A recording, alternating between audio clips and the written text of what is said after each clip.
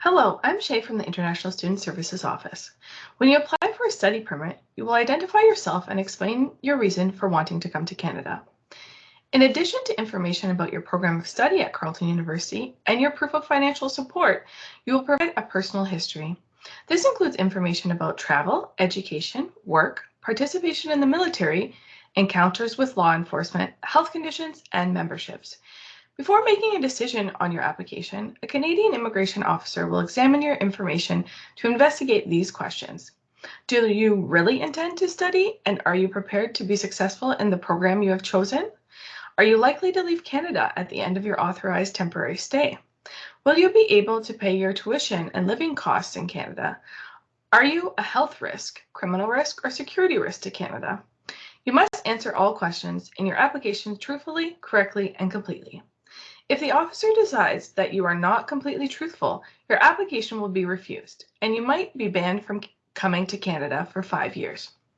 Some of the questions in the application may not apply to you. However, be sure to read them all carefully before deciding whether to answer yes or no.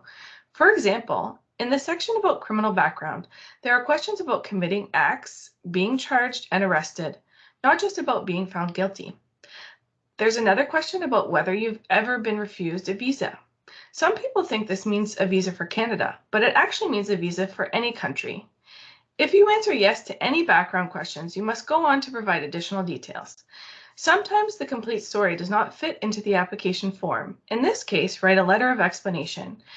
Every online application has a line called either client information or additional documents. That is where you're going to upload explanation letters.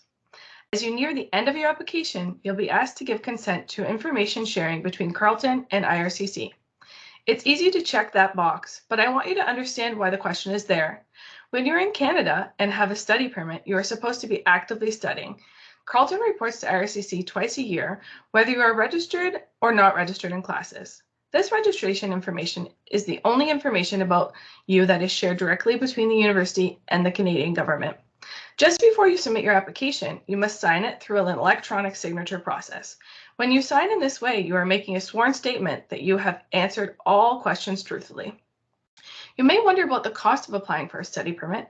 In Canadian dollars, the application fee is $150. If you have to give biometrics, which are a photo and fingerprints, the collection fee is $85.